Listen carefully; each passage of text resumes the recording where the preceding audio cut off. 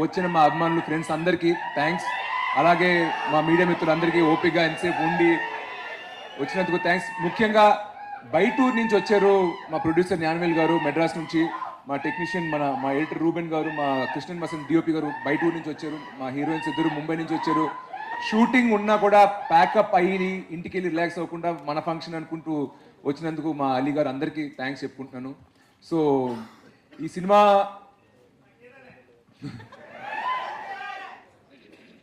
Start చేసి post చేసినప్పుడు last year అందరు అడుగుతున్నారు, ఎందుకు మళ్ళీ రీమేక్ ఏదో చేస్తున్నాం, ఒక సినిమా ఏదో వచ్చింది మేము చూసాం ఓటీటీ లేదని. నేను అనుకున్నా సరే నేను ఎంత ఎక్స్ప్లెనేషన్ ఇచ్చినా సోషల్ మీడియాలో ఫ్యాన్స్ కానీ అడగడం కానీ సరే ఇంక మనం ఎంత చెప్పినా కాదు కాదు కాదు అంటారు. ఎందుకంటే దగ్గరగా ఆల్రెడీ హాలీవుడ్లో కూడా ఒక సినిమా వచ్చింది, దాన్ని అనుకుంటారు దీన్ని అనుకుంటారు. ట్రైలర్ వచ్చాక ఆడియన్స్కి అర్థం అవుతుంది ఇది ఒక రీమేక్ కాదు అని. I kept silent. సో ఎవరు అడిగినా కూడా ఓకే ఫైన్ వాళ్ళు ట్రైలర్ చూస్తారని చెప్పి. సో అండ్ అది ఇట్స్ కైండ్ ఆఫ్ రెగ్యులర్ మన టెంప్లెట్ మూవీ కాదంటున్నా. సో కొంచెం కొత్త రకం సినిమా. సో నాకు కూడా లోపల టెన్షన్ ఉంది, ఇప్పుడు ఒక టెడ్డీ బేరు దీనిపైన ఒక రివెంజ్ ఒక అమ్మాయి ఇది అది అసలు మన ఆడియన్స్ తీసుకుంటారా లేదా అన్న చిన్న టెన్షన్తో ఉండింది. కానీ బట్ ట్రైలర్ చూసాక ఎందుకో I felt like maybe audience దీన్ని కనెక్ట్ అవుతారు. ఎందుకంటే ఎప్పుడు కొత్తగా ఏ కాన్సెప్ట్ ఈ మధ్య తెలుగులో కొత్తగా ట్రై చేస్తున్నా దాంట్లో ఒక పెద్ద స్టార్ ఉన్నా లేకపోయినా మన తెలుగు ఆడియన్స్ దాన్ని ఎంకరేజ్ చేస్తూ ఉన్నారు. కాబట్టి ఇలాంటి సినిమాను కూడా ఖచ్చితంగా చూస్తారని నాకు నమ్మకం కలిగింది. So I hope all of you really enjoy the trailer. నాకు ఇంకా ఇక్కడే ఉన్నాను కానీ నా మైండ్ అంతా ఆడియన్స్ ఎలా రిసీవ్ చేసుకుంటారు, చూసిన వాళ్ళకి ఏమనిపిస్తుంటుంది ట్రైలర్ గురించి నచ్చిన టెన్షన్లో ఉన్నాను నేను కూడా.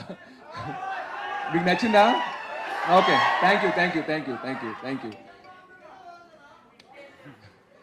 చాలా అంటే ప్రతి ఒక్కరి గురించి నేను చాలా మాట్లాడాలి. ఇప్పుడు మళ్ళీ స్టార్ట్ చేస్తే చాలా నేరం అవుతుంది. అండ్ ఇప్పటికే మీరు చాలాసేపు వెయిట్ చేస్తున్నారు. సో నేను ఎక్కువ లెంత్లోకి వెళ్ళను. బట్ ఒక విషయం చెప్తా, నేను శామ్ యాంటన్ గారిది 100 అని ఒక సినిమా చూశాను. అరే బాగుంది ఈ సినిమా భలే ఉంది అనుకున్నాను. తర్వాత ఆయన ట్రిగర్ అని ఒక ఫిల్మ్ చేశారు తమిళ్లో.